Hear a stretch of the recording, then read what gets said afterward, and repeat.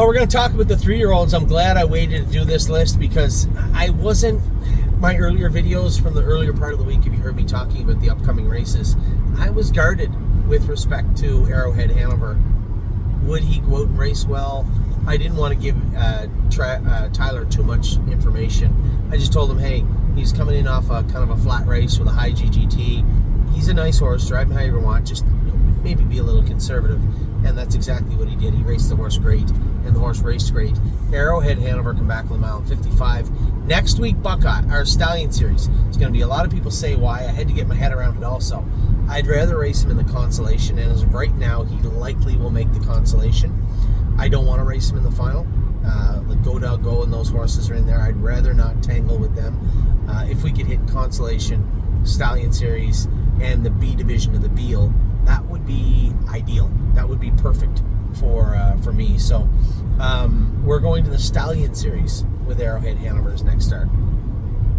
Aunt Lily will be racing. Is she in the go? I thought I saw her name. She'll be racing soon.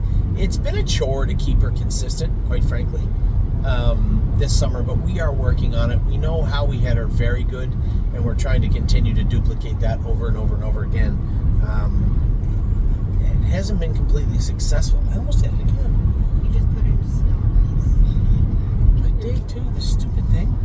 So I had my knee up here, and I had my foot kind of resting on the side.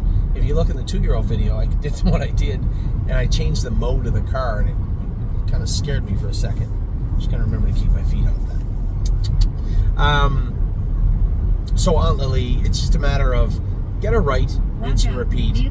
It's easier said than done sometimes, but we are working on it. Blue Ventura is back in now. You have 2 or 3 weeks off. Just go easy with the horse. We'll take our time getting him ready again. He'll probably be 2 weeks getting ready. I think he could have even used another week, but he was in the barn the other day when I was there, so it's still there.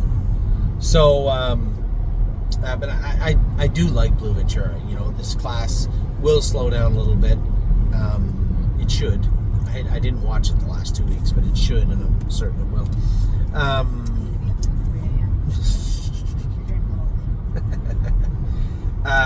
Captain Incredible is on his way to Kentucky for the 12th. He just wasn't medically cleared to race this Sunday. What I mean by that is Dr. Brown wanted to do some work on him. The medication withdrawal times for the medication he was using to work with was simply too far out. So we opted to do what's wrong? Do what we should do, and what? Do what we should do, and get the work done, but that meant that he would have to skip this first leg in Kentucky, and that's exactly what we did. We'll maybe school or train him up Tuesday and bring him to Kentucky after that. He'll need a start. He'll be tight, but he'll need a start, and then we'll get him underway. Remember, he's eligible to a ton of stuff all summer long, and our goal from day one, and certainly this year, is to have the very best form of Captain Incredible, not just a horse that's in to go, but a horse that's ready to win, and that's what we're trying to do with him. Chicago Hall, again, a little bit of a stiff class on Monday with respect to what's going on over here. With respect to the non-winners or whatever they have him in. I think after this grassroots coming up for him in Chicago, you know, there'll be no more racing at Mohawk. So he'll either fit a class at Georgian, or those guys will split their time south of the border and then back for the grassroots. You just stretching them out every week is not helping them at all. Now the other day he was climbing over them at the wire, which is good. I'm glad to see that.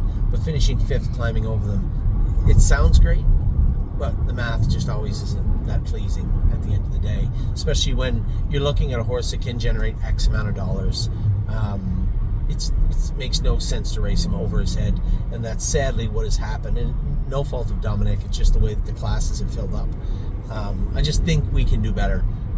Gaslight Hall was a winner easily last week.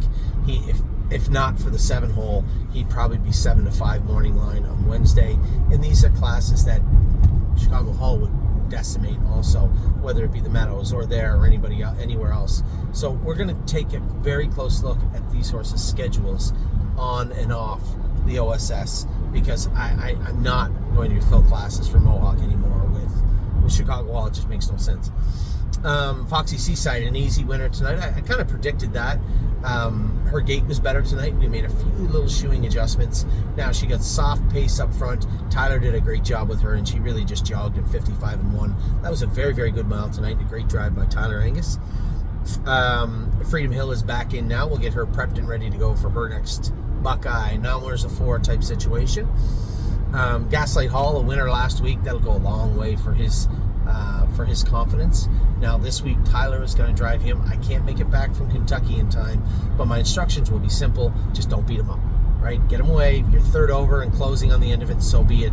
Just don't put him in a spot to get beat up. We didn't take him to Ohio to get beat up. Gorgeous package. Berea on Tuesday, and then she's coming back on the 9th in Croton with Royal Duchess, and then 8 days later she'll have a Buckeye again. My whole plan in this regard was to build her confidence, right? She didn't get in Thursday in Scioto, so we decided to take matters into our own hands and find some races for her ourselves. Grand Slam Dio is racing tomorrow in Kentucky. If she does not race well, that will be her last start in the Bluegrass State. She'll be heading back to Pennsylvania to do some racing up there. We'll see how tomorrow goes with respect to her. Gymboree was scratched last week. She is in to go Wednesday. Now she drew the 8-hole. So you're going to have to race her easy. I was worried about training her up and getting her tight. I said, not too worried about that now. 2 fillies in together. They drew 6 and 8. Not ideal. It's just Gymboree has not had the luckiest year draw-wise in any way, shape, or form.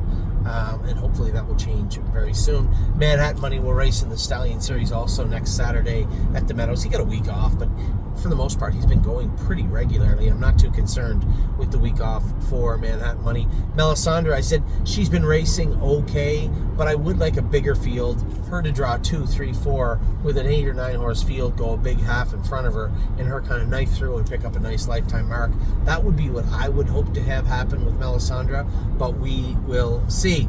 Memento Mori, a little disheartening news with respect to Memento Mori. I was talking to Mark Beckwith. Now, I will verify this, and if you're out there, feel free to, because it isn't that easy for me to do. He told me that there is not a Sire State consolation in New York. You either make the final or you don't. Well, that changes everything. If that's the case, then I'm not that concerned with running all over New York to race Memento Mori. I can run him down to Saratoga and race for 20, or I can race for 12 at the Meadows. And quite frankly, I've been toying with the idea, I might just bring him over to Mohawk. I know he gets around a half good, which is fine. Grand River's a smaller track also.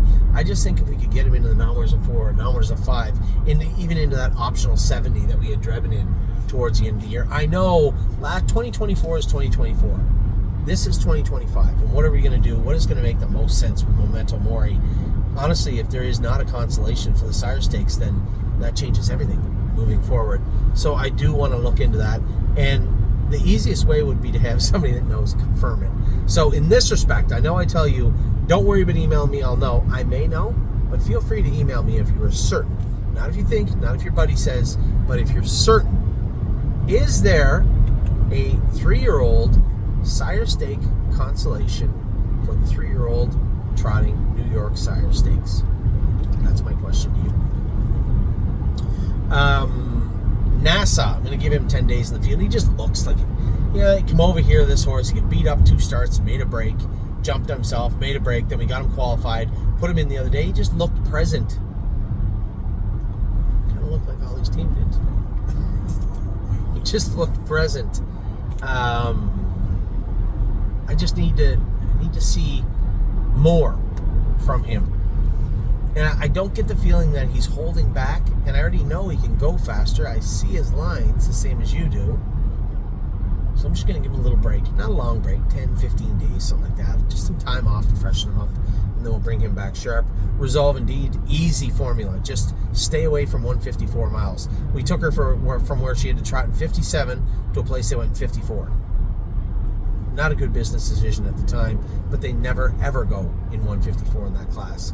And I suspect they won't again for quite some time. And then, of course, Woodmere Betcha. I know Smitty's working to get her straightened away and cleaned up and figured out. It has not been easy with this filly. You know, she started the year fantastic and then kind of had her issues where she just made that, ever since she made that break starting into the backstretch, she just hasn't quite been as strong, I felt. Now, that may not be fair to say. I'm not there. I'm not sitting behind her. I'm only seeing what you see, right? I can only see what's available to me. But that's how I kind of take it. There doesn't appear to be any lameness, but, and again, that also is the start of allergy season. So is there something bothering her in that regard? I'm not 100% positive. I don't know. But I do know that if there's something to be found and something to be fixed, she's in the right place, because Jamie has always done a good job with our horses. So those are your 3-year-olds. I'm going to come back quick with a real short racehorse list. Videos are done for the evening. I'm going to upload that hour-long video. If you haven't seen the update on all the 2-year-olds, take a minute to go and look. It was over an hour long, an hour and 2 minutes long or something, of me just talking about the 2-year-olds and where we're going to race and my thoughts on them. But even since that video was made, there's been some 2-year-olds race. So, thoroughly pleased. Nice to see Rico Tubbs get the job done today. So congratulations on my partners. Again, we had a decent day at the office.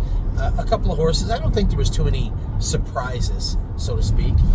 And very happy with what I saw with respect to, as I said, Rico Tubbs.